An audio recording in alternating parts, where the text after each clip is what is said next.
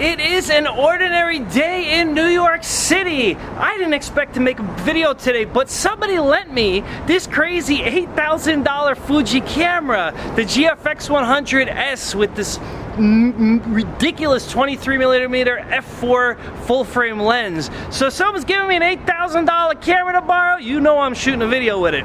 Today we are going to talk about how to control a seemingly uncontrollable situation in the workplace, in particular interpersonal relationships between you, the management, the person who runs the joint, and the employees, and who may not always do what you want them to.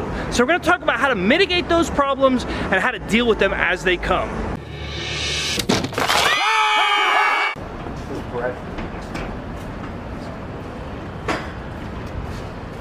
The first thing that you're going to have to be aware of when you're in these situations, interpersonal relations with people who are potentially problematic, who work for you, or who are in your company and report to you, you are supposed to be the one in control. Do not let the other person control the situation. Now, what exactly does that mean, do not let them? First thing, every time they ask you a question, you do not have to answer the moment they ask you. Let them wait if they are being confrontational, if they are being problematic. Make time on your side. The longer they wait for the answer, the more they will cool down and probably be mellowed out and not so eager to try to seek their way. Now, number two. Wow, this camera's heavy, man. $8,000, but you gotta be strong to hold this thing. Holy cow, I just started the video. Alright, number two. Okay, besides having time on your side, just because they ask doesn't mean, sorry about that bump, just because they ask does not mean you have to answer. That's right. Reframe the question to be what you want it to be. So they ask you, why did you not give me my full pay last week? When the reason is they didn't come to work. Alright, but you don't have to answer that. Will you simply answer them, why didn't you come to work last week? You're supposed to be there every day. So you're not answering them in a confrontational way, but you kind of are. The whole idea is you're in control. Do not let their questions drive where the conversation goes or where the framing goes. You reframe things as they are necessary for you to run the business. Just because they ask does not mean that you have to answer. That's a good life lesson as well.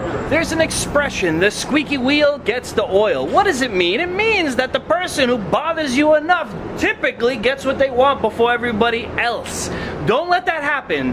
Don't let people nag at you. Don't let people ask you repeatedly for things, because when they do that, they're essentially pushing their way in front of you as you're there as the priority, when in general you should be making your own priorities. So what does that mean? Someone keeps asking me during the day, where is my paycheck? Where is my TPR report? Where is the computer that I was supposed to get through the IT department? Whatever it is, they ask you more than once.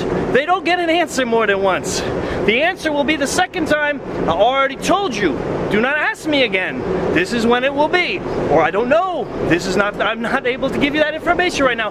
Whatever it is, but don't let people nag at you, because that's going to take up your time. That's an impossible situation when people keep asking you when, why.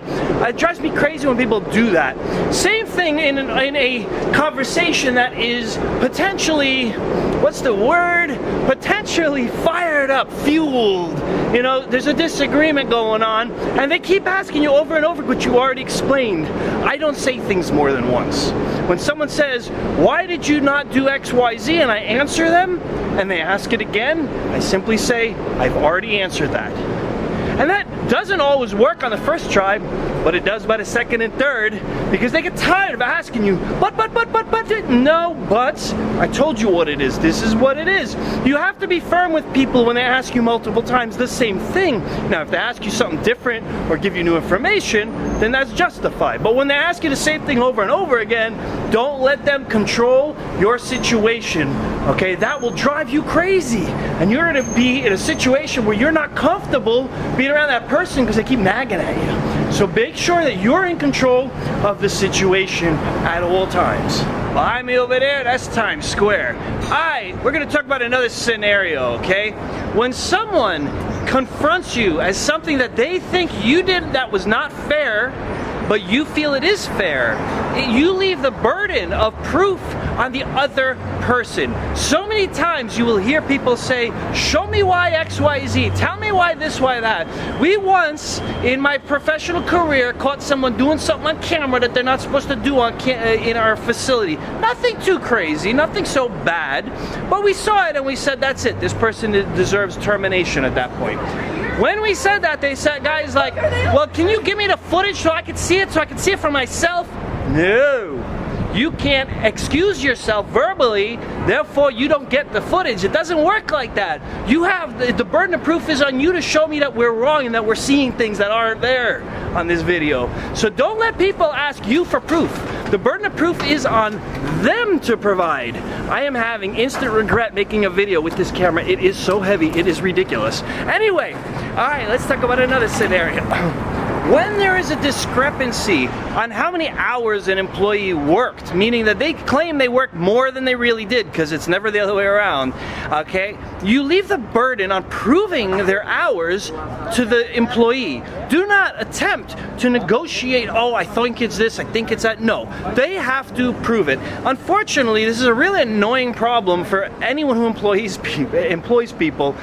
You have employees who abuse their timesheets. It's simple as that. If they're paid, assuming they're paid by the hour. If they're not paid by the hour, you have people who are absent from work and just unexcused absent. They just didn't show up for work that day and they said they did.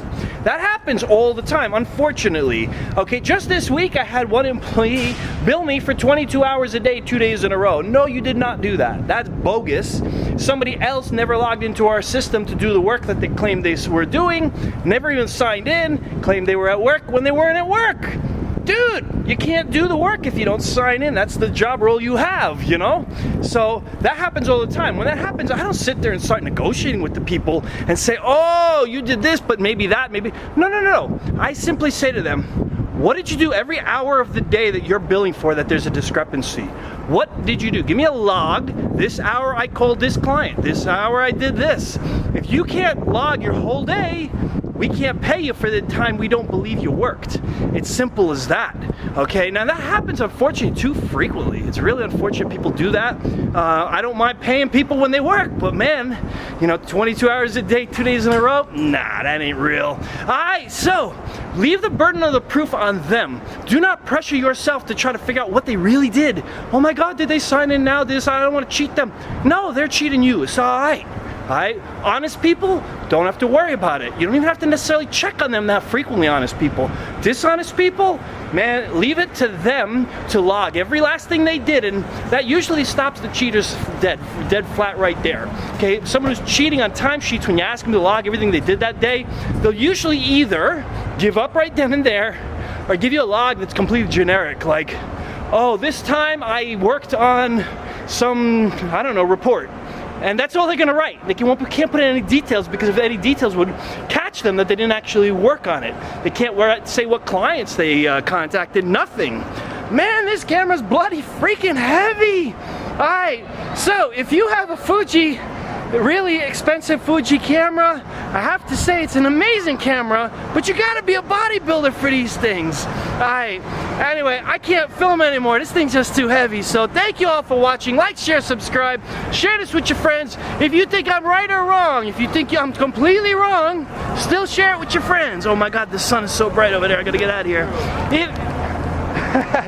Awesome. Alright, if you think I'm right or wrong, share it with your friends. Like, share, subscribe, and I will see you in the next video. If you have an $8,000 Fuji camera, use it, but let somebody else hold it for you, because this thing's heavy. Alright, see you in the next video. Peace out.